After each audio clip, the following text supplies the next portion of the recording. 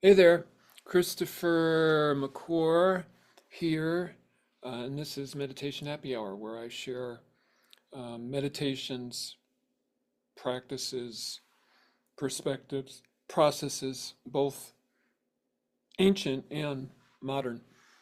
And today I'm going to share what I'm calling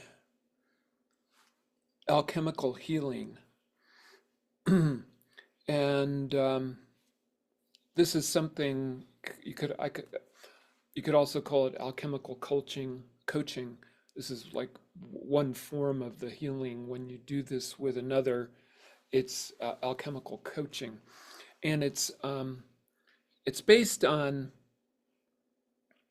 um, this particular version of it. The alchemical coaching is based on a process that I do. It's called Enneagram process, uh, NPRO for short.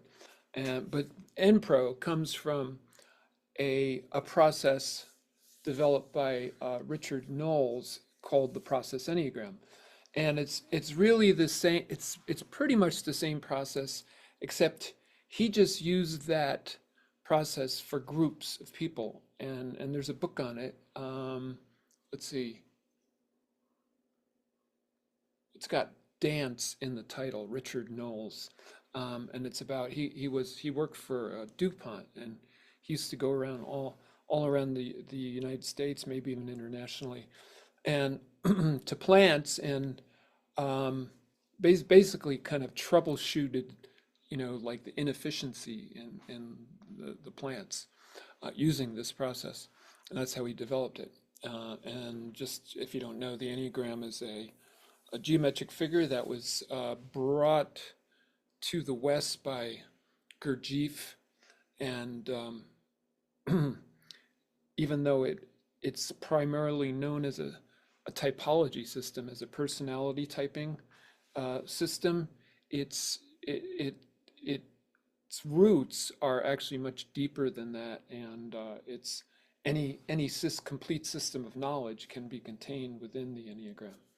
So this NPRO process is it's a way of I call it NPRO because I've sort of modified it so that it's more personal. It's that you can do it personally, and I'm also I do a little bit of coaching, and I realize I can do it with my clients, and I'm going to get a visual here in a minute, but I want to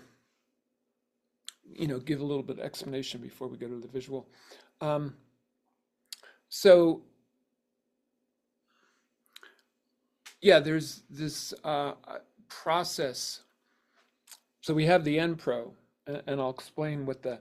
Actually, I'll go. I'll explain that right now. I'll wait till I get the diagram, and then, but then, so there's this process of how to kind of go through things in your system in order to be ready to solve a problem, and then how do you kind of keep track of that solving of the problem? That's basically NPRO.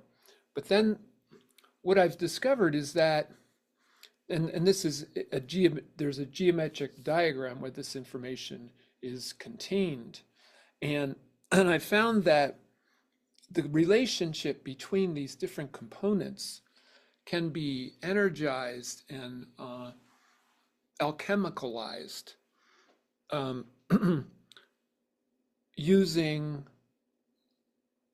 certain energies.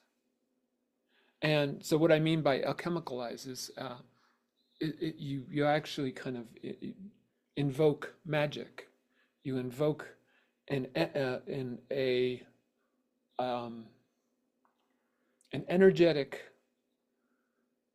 You invoke an energy that's non-physical to help in the process of of um, integrating the information that's collected within the this within the Enneagram, or within this Enneagram process.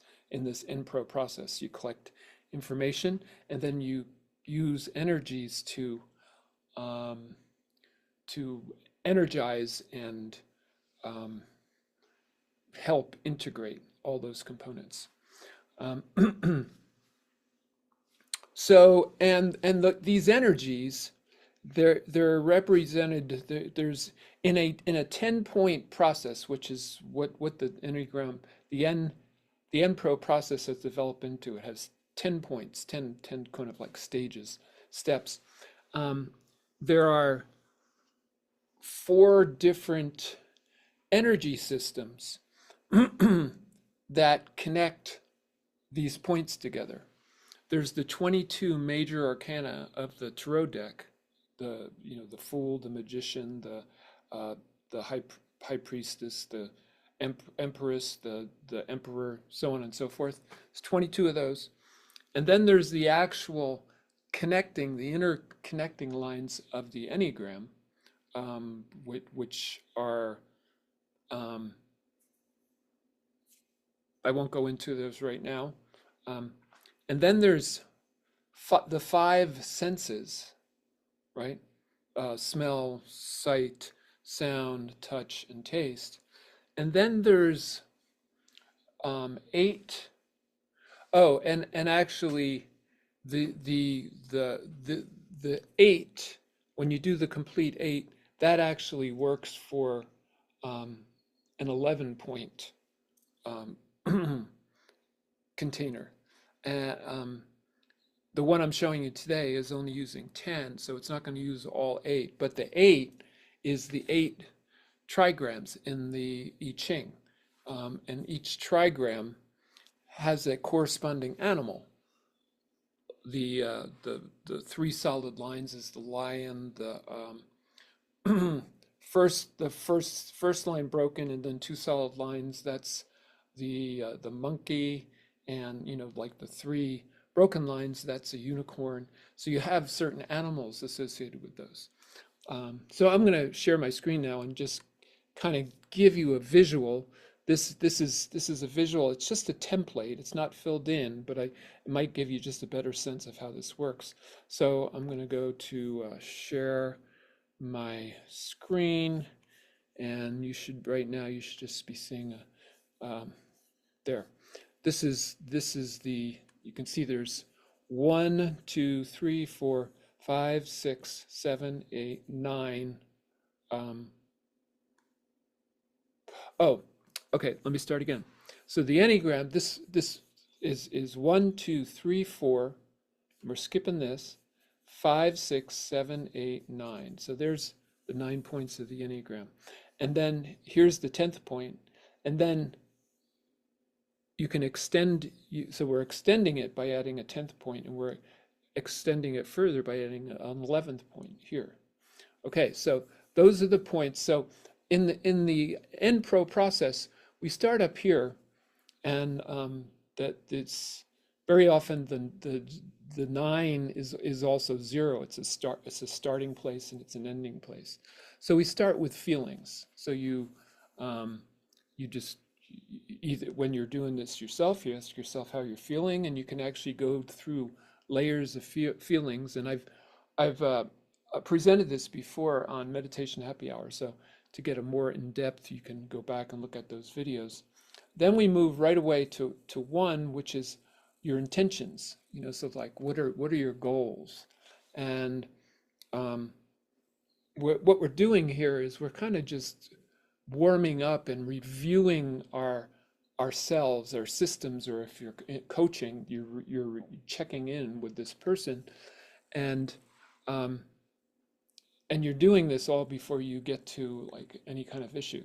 So from there, we follow this inner line, and we go down to values. Now, values are like long-term intentions, right? You can have an intention to, let's see, I can have an intention to,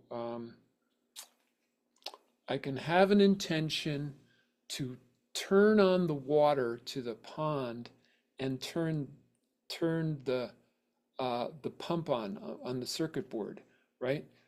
But the reason I'm doing that is because I'm wanting to test the pond that I just fixed,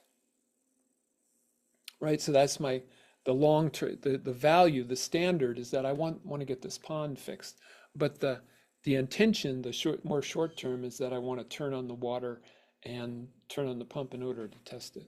So that's just an example. So we go feelings, intentions, values. Then we go to resources. So what are your resources can be, they can be internal resources or they can be external resources. So an example, a external resource would be having the money to buy the liner and the paver sand to redo the pond. And the inner resource would be having, I actually used the NPRO process to look at all the elements that I could see going on with the pond and making a decision on how to fix it. So that was the inner resource.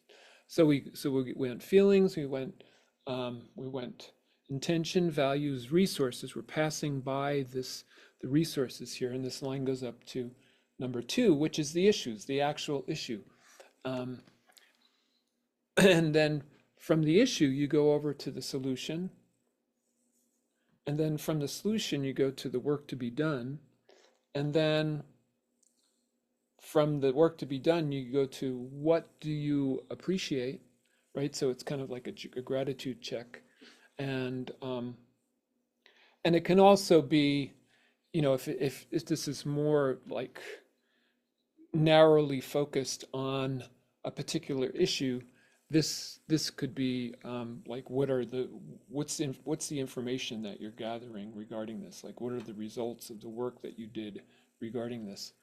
And then you go up here is what I have learned. So then it's like a conclusion. It's like you've gone through this process,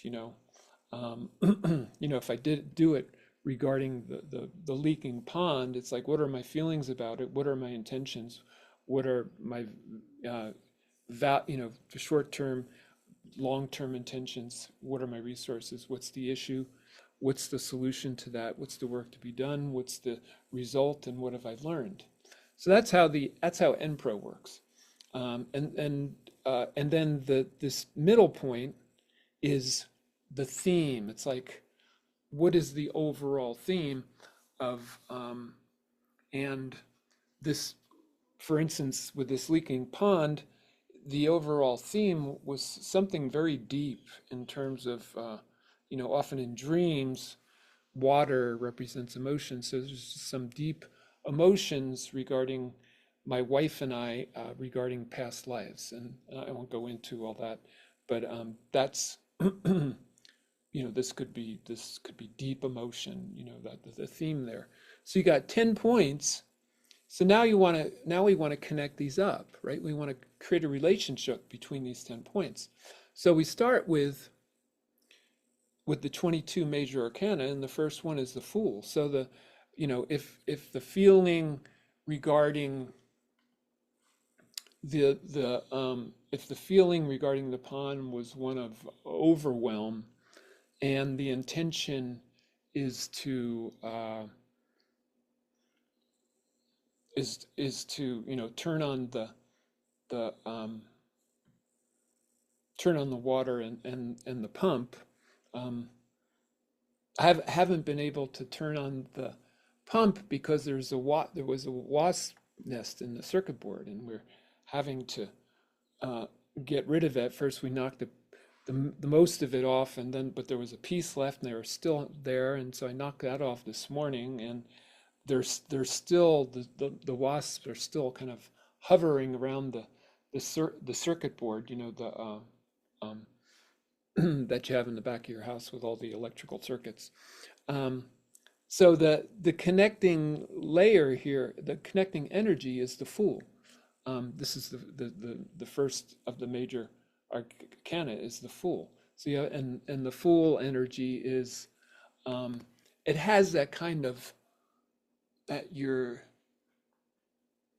just kind of going with the flow of the universe, and that's really what I'm finding needs to be done right now regarding that. Anyway, I don't want to go in depth with all this. I just wanted to give an example. So you have the fool, and then you have the magician, right, connecting the solution with the feeling, and then you have the feeling with the theme, and that's the high priestess, and then you go up to the you go up to the empress, and then you go to this line is the emperor, and the way the placement that I made of these lines is based on the Enneagram. If you know about the 22 major arcana, they actually comes from the tree of life, the Kabbalah tree of life. And what I did was I transferred the tree of life to the Enneagram. And so this is, if you know the tree of life, this is Keter on top, and then this is Chokma, and then Binah. So these are placed, and these lines are actually where in the Enneagram, this is how they connect these points in the tree of life. So anyway, we've got we've got a bunch of lines here that represent the 22 arcana, finishing off with this one right across the bottom. That's the universe. But then we have the 9 inner lines of the Enneagram. We have this line right here, and this is so, and these there's a direction of integration. So point 4, which in this case would be the values, move to the intention in the way that in the typology system, you have the artist, which moves to the person who has a cause, and so that's the way these two connect. And then you have this is an inner line of the Enneagram, and so they connect. Here's an inner line. Then we have the same set of lines over here on the other side. So you have the Enneagram lines connecting, and then you have a pentagram, right? You have this. If you watch this closely, you can see that I'm tracing a pentagram, right? And that's the 5 senses. So you have this first line is smell, and I put smell first because it's it's like if you walk into a room and there's something like that's really smells bad in there, our tendency is to look first, but because smell is such a primitive instinct, as soon as you smell that, it's like it's going to take over. So that's why I put smell first. So you have smell, and you have sight, and you have sound, and you have touch, and you have taste. There's the 5, and then the few last connecting lines. Right here, this line is the lion of the of the trigrams, and then this one it's the lion, and then this one right here, this is the monkey. And then if you were using this, if you had an 11-point system, this would be the let's see, 1, 2, yes, and this would be the hawk, and then this line right here would be it would be the dragon. So yeah. So, and then same thing on this side. You've got this is the unicorn, and then this is the bear. So that's the way these lines connect up. So basically, you collect the information. If it's you or if it's another person, you collect their feelings, and then you go to their intentions, and then you go to their values, and then you go to their resources. Then you address the problem. And the beauty of the process Enneagram, or the Enneagram process, is that by the time you get to the issue, you've already warmed up. You've already gotten a good sense of who you are and connected to your resources. So when you hit the issue, you're like in a prime state to actually solve the problem. And then you solve solve the problem and you figure out the work to be done. And then, either you're collecting the results from that, or if you're just doing it the first stab at it, you're what do you appreciate, and gratitude is always like a lubricant in a problem solving process. And then you go, what did I learn, or but then all these points get connected. And by connecting these points, when you actually do it consciously, and you look at the feelings and the intention, and you think of the Fool, how does the Fool connect these 2 points? You get insight into the matter that's going on. And you actually bring in um, these energies. So it's like a contemplation machine, to this alchemical um, autolysis, and in this case, this alchemical coaching, or alchemical healing. So I'm going to stop my share, and so I'm still experimenting with this. I'm still trying it out, and one sense that I have about it is that um, sometimes, when you address a problem and you find the solution, the problem actually gets worse before it gets better. It's like it sort of goes to the bottom of the barrel and then it rises up. So that, there could be some of that happening. Um, I asked I actually drew a tarot card about this process, and what I got was the Ace of Swords. And the meaning of the Ace of Swords is about um, overcoming mental blocks, cutting through adversity, and wielding the intellect wisely, which I think very well describes this process, of what this process can do regarding, a state of being, or an issue at hand. Um, you can think of these, all these, the connecting lines, all those energies as like helpers. It's sort of like having the wind at your back. And you gain insight, you gain understanding of the issue, and you understand the relationships between the different components in the gestalt of whatever you're looking at. So yeah, this has been about alchemical healing, or alchemical coaching. And if you want to ask any questions or make any comments, or even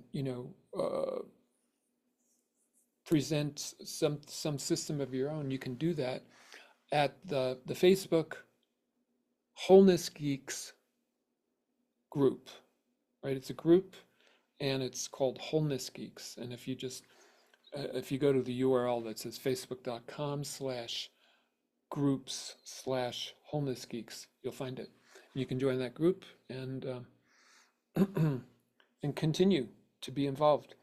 So yeah, that's it for today. I'm Christopher McClure from Wholeness Geeks, and thanks for watching and listening.